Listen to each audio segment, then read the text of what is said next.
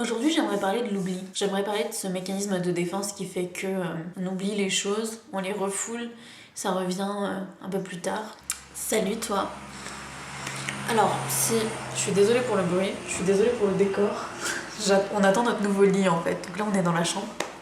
Si c'est la première vidéo que tu regardes de moi, bienvenue. Je m'appelle Tevi Cohn, je suis coach en développement personnel et j'aide les gens à changer lors d'un laps de temps de 3 mois.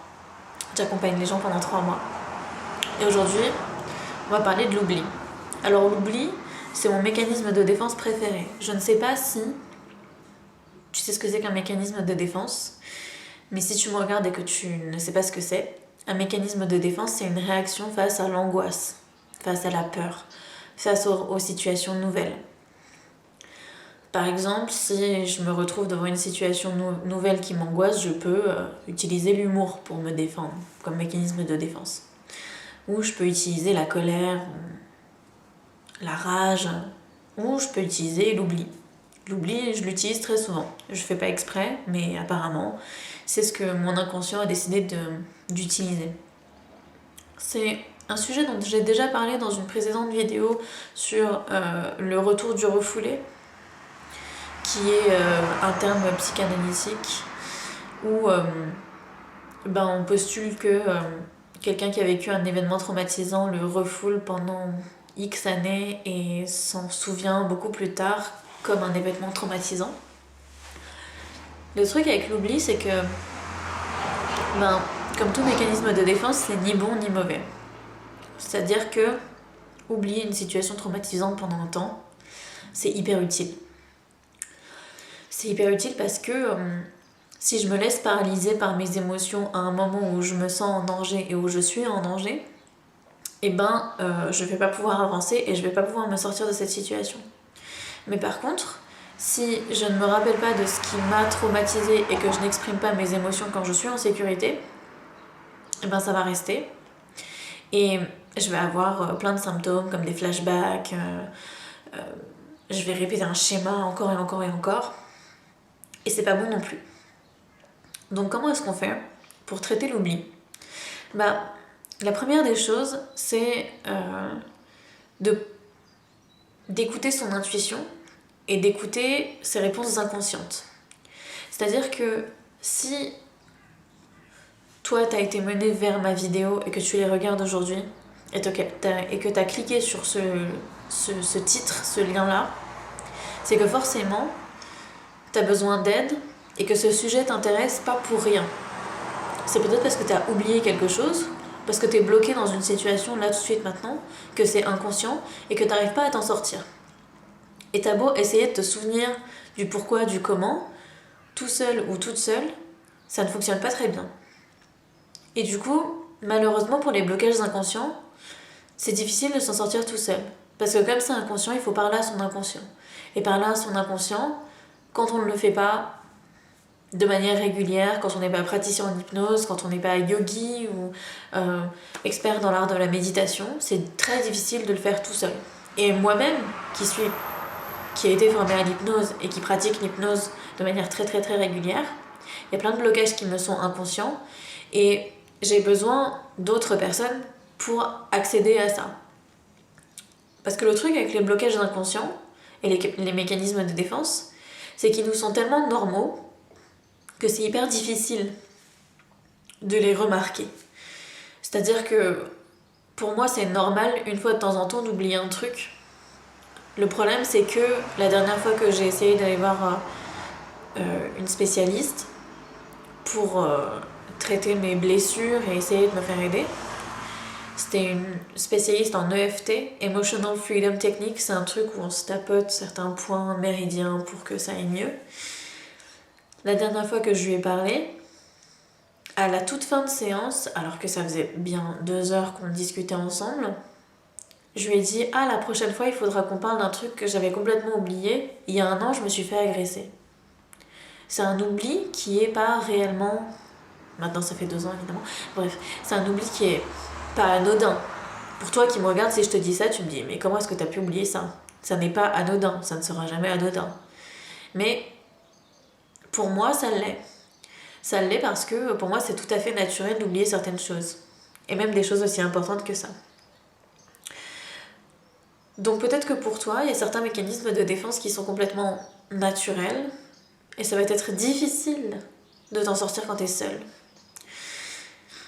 Il y a aussi autre chose, c'est que quand un blocage est inconscient, il est inconscient. Donc à partir du moment où t'es dans l'inconscient du truc, eh ben, tu n'arrives pas à savoir comment t'en sortir. T'as beau te débattre dans tous les sens, t'es bloqué dans une situation et tu n'arrives pas à t'en sortir. Et l'outil le plus utile pour ça, moi je trouve, mais c'est parce que je prêche évidemment pour ma paroisse puisque je l'utilise dans ma pratique, c'est l'hypnose. Parce que l'hypnose, c'est fait pour discuter avec ton inconscient, évidemment. Donc à partir du moment où tu entres dans cet état entre la veille et le sommeil, cet état où tu laisses parler ton inconscient, à partir du moment où tu es dans cette espèce d'état de conscience modifié, c'est là que peuvent surgir plein de choses. Et c'est là que tu peux débloquer plein de choses. Mais pour ça, il faut se laisser le temps, il faut se laisser l'espace de le faire. Et ça tient qu'à toi. C'est-à-dire que j'aurais beau être là et faire des vidéos et te donner tous les outils possibles et imaginables gratuitement grâce à ces vidéos pour que tu puisses t'en sortir, et ben à partir du moment où tu ne décides pas que tu vas t'en sortir et que tu vas appliquer ça et que tu vas prendre le temps de le faire et aussi payer pour le faire, parce qu'à partir du moment où tu payes, tu t'engages, alors que si tu ne payes pas, tu t'engages envers personne du tout. À partir du moment où tu t'engages à retrouver ce qui a été perdu et à chercher aussi ce qui a été perdu à l'intérieur de toi, toutes ces ressources qui te sont inconscientes et qui pourraient changer ta réalité du jour au lendemain, à partir du moment où tu ne décides pas de changer, il n'y a pas de changement qui peut se mettre en place. Et pour ça, il faut se faire aider. Je n'ai pas d'autres moyens de le dire. Je crois que je regardais une vidéo de... Je sais plus comment il s'appelle, H Paradoxicae, je crois, quelque chose comme ça, qui parlait d'automutilation et qui disait que si lui il s'automutilait avant, c'est un mécanisme de défense également, hein, la somatisation, c'est comme ça que ça s'appelle. Les automutilations, c'est un outil pour s'exprimer en fait, pour exprimer une douleur.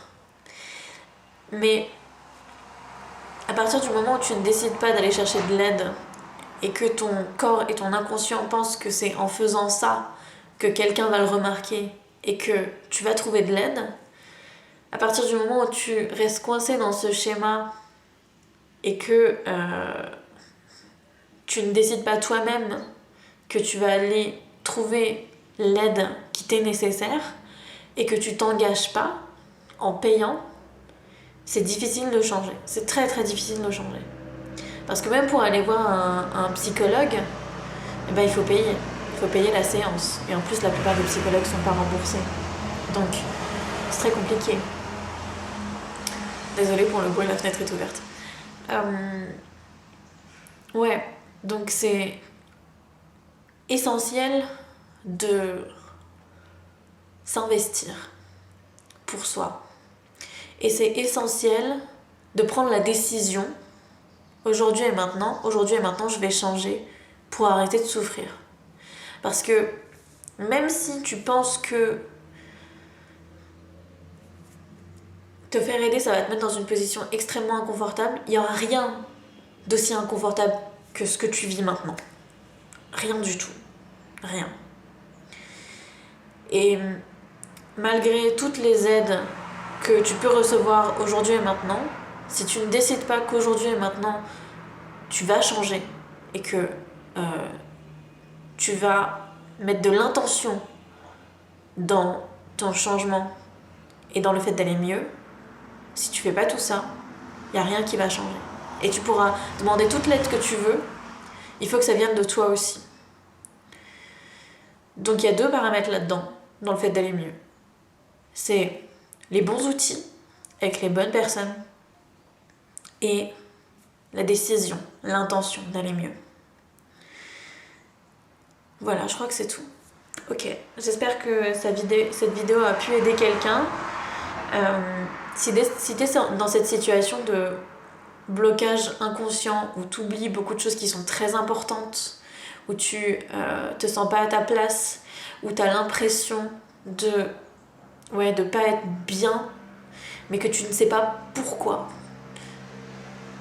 je t'invite réellement à te faire aider. Prendre cette décision pour toi, ici et maintenant, de te faire aider et de t'investir pour te faire aider, pour que ça marche. Si tu as envie que ce soit moi qui t'aide, comme je le dis dans toutes mes vidéos, je suis très active sur Instagram, donc je t'invite à aller sur mon compte Instagram et à commencer à me discuter avec moi pour qu'on voit ensemble comment est-ce que je peux t'aider, dans quelles circonstances, etc. etc.